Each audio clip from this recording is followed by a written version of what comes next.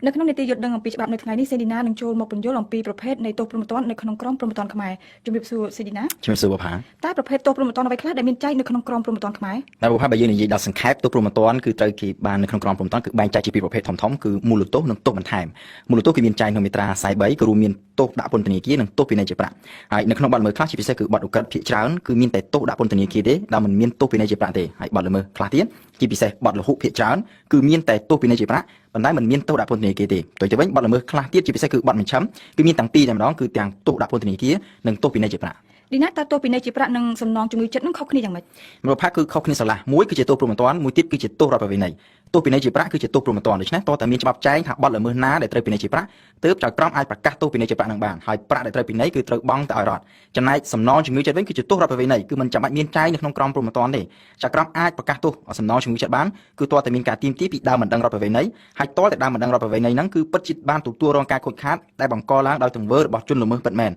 ហើយសំណងជំងឺចិត្តគឺត្រូវបង់ទៅឲ្យជនរងគ្រោះដែលជាដើមមិនដឹងរដ្ឋប្រវេណីហ្នឹងឧទាហរណ៍នៅក្នុងករណីបង្ករបួសស្នាមដោយចេតនានៅក្នុងក្រមព្រហ្មទណ្ឌថ្មីត្រង់មាត្រា217គេឲ្យឈ្មោះថាជាបទហិង្សាដោយចេតនាបើសិនជាចៅក្រមរកឃើញថាមានទោសមែនគឺជនល្មើសអាចត្រូវទទួលទោសដាក់ពន្ធនាគារពី1ឆ្នាំទៅ3ឆ្នាំនិងពិន័យជាប្រាក់ពី2លានរៀលទៅ6លានរៀល2លានរៀលនិង6លានរៀលនេះគឺជាទោសពិន័យគឺជាទោសព្រហ្មទណ្ឌដែលត្រូវបង់ទៅឲ្យរដ្ឋទោះបីមានឬគ្មានដើមមិនដឹងរដ្ឋប្រវេណីក៏ដោយក៏ជនល្មើសត្រូវតែបង់ដែរក៏ប៉ុន្តែការបង្ករបួសស្នាមគឺបង្កទៅលើអ្នកដទៃដូច្នេះគឺតែងតែមានជនរងគ្រោះបើសិនជាជនរងគ្រោះទាមទារសំណងជំងឺចិត្តគឺចៅក្រមអាចសម្រេចឲ្យជនល្មើសនឹងបង់សំណងជំងឺចិត្តទៅជនរងគ្រោះគឺបង់បន្ថែមពីលើលុយពិន័យដែលត្រូវបង់ទៅឲ្យរដ្ឋនឹងទៀតនៅក្នុងបទល្មើសខ្លះជាងឃើញមានចែងកំណត់ទោសថាត្រូវដាក់ពន្ធនាគារពីប៉ុណ្ណេះឆ្នាំដល់ប៉ុណ្ណោះឆ្នាំឬត្រូវពិន័យជាប្រាក់ពីប៉ុណ្ណេះរៀលទៅប៉ុណ្ណោះរៀលតើនេះមានន័យថាម៉េចឌីណាមានន័យថាច្បាប់កំណត់តែកម្រិតអបបរមានិងអតិបរមានៃទោសប៉ុណ្ណោះចំណែកឯការប្រកាសទោសជាក់ស្ដែងគឺត្រូវទុកឲ្យចៅក្រមជាអ្នកសម្រេចដែលយោងទៅលើករណីជាក់ស្ដែងនីមួយៗដែលអាចខុសគ្នាពីជនល្មើសមួយទៅជនល្មើសមួយពីអង្គហេតុមួយទៅអង្គហេតុមួយយោងអាស្រ័យទៅលើកលៈទេសៈនៃការប្រព្រឹត្តអំពើល្មើសក៏ប៉ុន្តែកាលណាច្បាប់កំណត់ទោសឧទាហរណ៍ថាទោសដាក់ពន្ធនាគារពី1ឆ្នាំទៅ3ឆ្នាំដូចជាករណីបទហិង្សាដោយចេតនាខាងលើហ្នឹងចៅក្រមអាចប្រកាសទោសបានតែក្នុងចន្លោះពី1ឆ្នាំទៅ3ឆ្នាំហ្នឹងប៉ុណ្ណោះ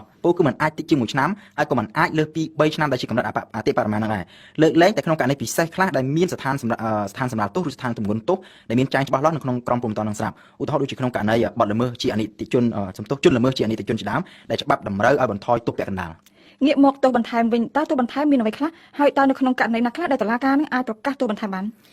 ទោសបន្ថែមអាចមានច្រើនប្រភេទដែលមានចែងនៅក្នុងមាត្រា53នៃក្រមព្រហ្មទណ្ឌហើយដោយបទបញ្ញត្តិដែលឡែកផ្សេងទៀតក៏អាចបង្កើតទោសបន្ថែមផ្សេងទៀតបានដែរនិយាយដោយត្រួសទោសបន្ថែមគឺអាចជាការដកសិទ្ធិពលរដ្ឋខ្លះដូចជាការដកសិទ្ធិបោះឆ្នោតសិទ្ធិឈរឈ្មោះឲ្យគេបោះឆ្នោតសិទ្ធិបំពេញការងារជាមន្ត្រីរាជការជាដើមឬក៏អាចជាការរឹបអូសឧបករណ៍ដែលប្រើប្រាស់ក្នុងការប្រព្រឹត្តបទល្មើសឬក៏ជាការរឹបអូសទ្រព្យសម្បត្តិដែលបានមកពីការប្រព្រឹត្តល្មើសអំពើល្មើសការហាមឃាត់មិនឲ្យចាក់ចេញពីប្រទេសកម្ពុជាបើសិនជាជនល្មើសនេះជាជនបរទេសគឺអាចហាមឃាត់មិនឲ្យចូលមកក្នុងប្រទេសកម្ពុជាការដូចជាការផ្សាយសេចក្តីសម្រេចទោសនៅតាមបណ្ដាញសារព័ត៌មានជាដើមទោសបន្ថែមគឺជាទោសដែលចៅក្រមប្រកាសបន្ថែមពីលើមូលទោសដែលយើងឃើញខាងលើហ្នឹងគឺទោសដាក់ពន្ធនាគារនិងទោសពិន័យជាប្រាក់ហើយចៅក្រមអាចប្រកាសទោសបន្ថែមបានលុះត្រាតែទោសនោះត្រូវបានចែងច្បាស់លាស់ចំពោះបទល្មើសដែលត្រូវចោទប្រកាន់ហើយទោសបន្ថែមចៅក្រមអាចប្រកាសក៏បានមិនប្រកាសក៏បានដែរលើកលែងតែក្នុងករណីខ្លះដែលច្បាប់ចែងច្បាស់លាស់តែម្ដងថាចៅក្រមត្រូវតែចាំបាច់ត្រូវតែប្រកាសទោសបន្ថែមគឺថាក្នុងករណីហ្នឹងគឺចៅក្រមមានកាតព្វកិច្ចត្រូវតែប្រកាសទោសបន្ថែមហ្នឹងនៅក្នុងករណីខ្លះឌីណាតុលាការសម្រាប់ព្យួរទោសតើព្យួរទោសនឹងមានន័យថាម៉េចមាត់ការព្យួរទោសគឺមានចែងពីមាត្រា104ដល់135នៃក្រមព្រហ្មទណ្ឌព្យួរទោសគឺមានន័យថាជនល្មើសគឺពិតជាមានពិរុទ្ធភាពមែនហើយចៅក្រមបានប្រកាសផ្ដន្ទាទោសក៏ប៉ុន្តែទោសហ្នឹងគឺមិនត្រូវយកទៅអនុវត្តទេឧទាហរណ៍ករណីបទហិង្សាដោយចេតនាខាងលើចៅក្រមប្រកាសថាជនល្មើសពិតជាមានទោសមែនហើយត្រូវផ្ដន្ទាទោសដាក់ពន្ធនាគាររយៈពេល1ឆ្នាំនិងពិន័យជាប្រាក់2លានរៀលគឺថាយើងយកកម្រិតអបបរមាអញ្ចឹងទៅចុះបើសិនជាចៅក្រមសម្រាប់ព្យួរទោសមានន័យថាពិរុទ្ធជនមិនត្រូវជាប់ពន្ធនាគារទេគឺអាចមានសេរីភាពធម្មតាហើយលុយពិន័យក៏មិនចាំបាច់បង់ដែរក៏ប៉ុន្តែការព្យួរទោសគឺមានសុពលភាពតែទៅលើទោសព្រហ្មទណ្ឌទេបើសិនជាចៅក្រមនៅក្នុងរឿងហ្នឹងមានសម្រាប់អំពីរឿងសំណងជំងឺចិត្តដែរដែលថាជនល្មើសត្រូវតែបង់ទៅឲ្យជនរងគ្រោះក្នុងករណីហ្នឹងជនល្មើសត្រូវតែបង់លុយសំណងជំងឺចិត្តបើទោះបីជាត្រូវព្យួរទោសក៏ដោយហើយនៅក្នុងពេលព្យួរទោសបើសិនជាតនដិតហ្នឹងមិនមានប្រព្រឹត្តបទល្មើសអ្វីណាមួយផ្សេងទៀតទេការព្យួរទោសគឺថានៅបន្តរហូតដល់ពេលផុតកំណត់ហើយទោសគឺមិនត្រូវយកមកអនុវត្តទេក៏ប៉ុន្តែបើសិនជាជនល្មើសប្រព្រឹត្តបទល្មើសគឺថាគឺត្រូវយកទោសហ្នឹងមកអនុវត្តវិញទាំងស្រុងហើយក្នុងករណីហ្នឹងទោសពីមុនហើយនឹងទោសចំពោះបទល្មើសដែលប្រព្រឹត្តក្រោយហ្នឹងគឺមិនត្រូវយកមកលាយឡំកាត់កងគ្នាទេគេថាជាបទល្មើសពីរដាច់ពីគ្នាដូច្នេះជាទោសពីរដាច់ពីគ្នាទោសបទល្មើសមុនចៅក្រមសម្រាប់រួចហើយគ្រាន់តែមិនទាន់អនុវត្តគ្រាន់តែព្យួរទោសសិនដូច្នេះត្រូវយកមកអនុវត្តទាំងស្រុងចំណែកបទល្មើសក្រោយដែលមានទោសផ្សេងគឺទៅតាមការសម្រេចរបស់ចៅក្រមសម្រាប់បទល្មើសផ្សេងទីពីរហ្នឹង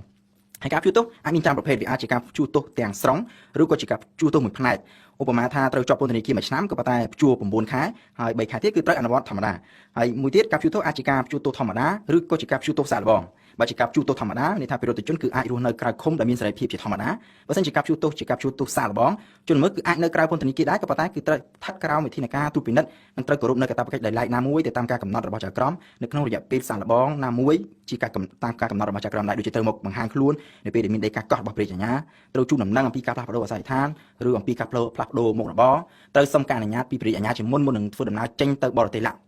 ហើយវិធានការត្រួតពិនិត្យនិងកាតព្វកិច្ចនោះគឺនៅមានច្រើនទៀតនៅមានចែងនៅក្នុងមាត្រា119និងមាត្រា120នៃក្រមព្រហ្មទណ្ឌម្យ៉ាងទៀតកាតព្វកិច្ចគឺថាអាចជាកាតព្វកិច្ចដែលជនល្មើសចាំបាច់ត្រូវតែធ្វើឬក៏អាចជាបំរាមដែលជនល្មើសមិនត្រូវបំពេញអញ្ចឹងទីណាខ្ញុំចង់ដឹងថាតើនៅក្នុងករណីណាខ្លះដែលចៅក្រមនឹងអាចប្រកាសព្យួរទោសបាន